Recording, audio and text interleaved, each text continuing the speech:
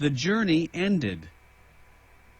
This is the final conclusion of a narrative which will be probably disbelieved even by people who are astonished at nothing. I am, however, armed at all points against human incredulity.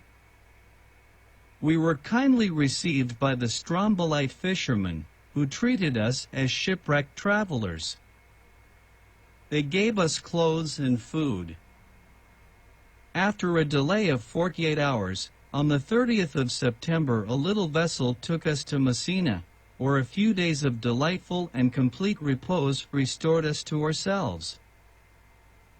On Friday, the 4th of October, we embarked in the Volturne, one of the postal packets of the imperial messageries of France, and 3 days later we landed at Marseilles, having no other care on our minds but that of our precious but erratic compass.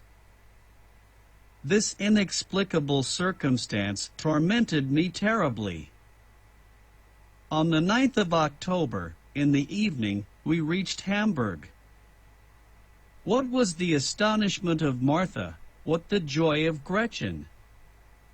I will not attempt to define it.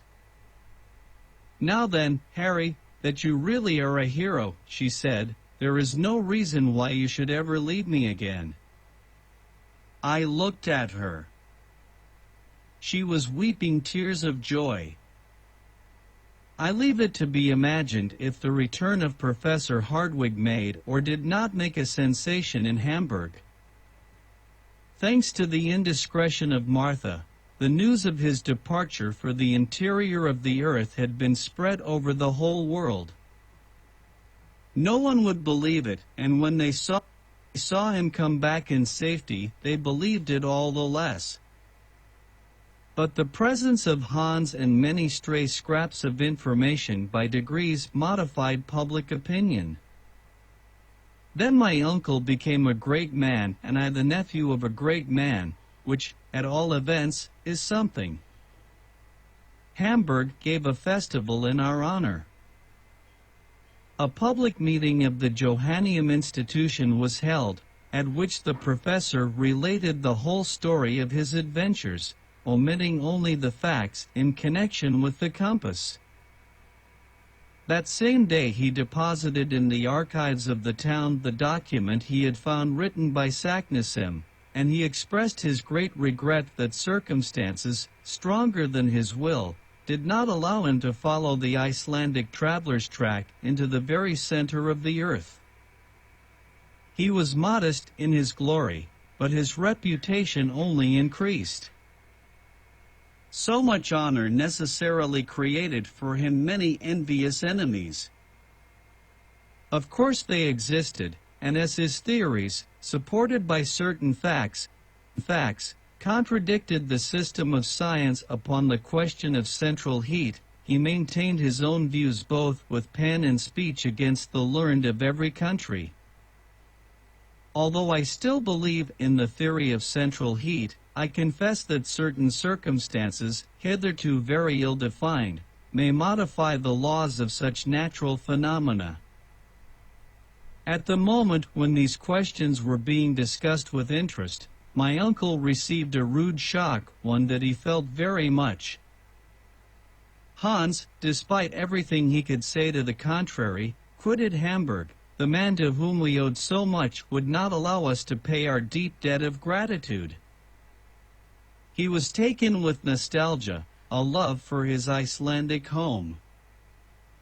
"Farvel," said he, one day, and with this one short word of adieu, he started for Reykjavik, which he soon reached in safety.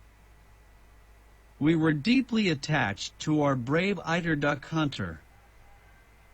His absence will never cause him to be forgotten by those whose lives he saved, and I hope, at some not distant day, to see him again. To conclude, I may say that our journey into the interior of the earth created an enormous sensation throughout the civilized world. It was translated and printed in many languages. All the leading journals published extracts from it, which were commentated, discussed, attacked, and supported with equal animation by those who believed in its episodes, and by those who were utterly incredulous. Wonderful! My uncle enjoyed during his lifetime all the glory he deserved, and he was even offered a large sum of money by Mr. Barnum to exhibit himself in the United States, while I am credibly informed by a traveler that he is to be seen in waxwork at Madame Tussauds. But one care preyed upon his mind, a care which rendered him very unhappy. One fact remained inexplicable, that of the compass. For a learned man to be baffled by such an inexplicable phenomenon was very aggravating. But heaven was merciful, and in the end my uncle was happy.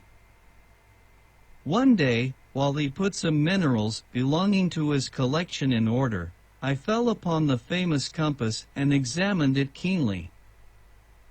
For 6 months it had lain unnoticed and untouched.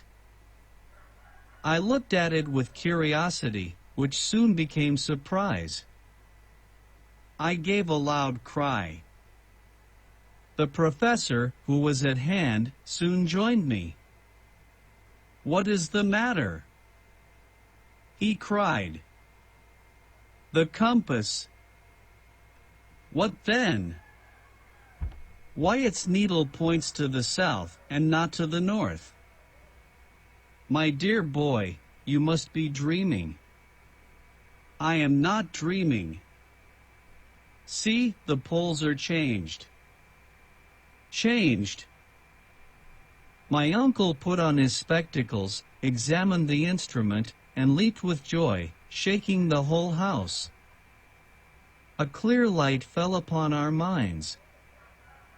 "Here it is," he cried, as soon as he had recovered the use of his speech. After we had once passed Cape Saknussemm, the needle of this compass pointed to the southward instead of the northward. "Evidently. Our error is now easily explained. But to what phenomenon do we owe this alteration in the needle?" "Nothing more simple." "Explain yourself, my boy." "I am on thorns."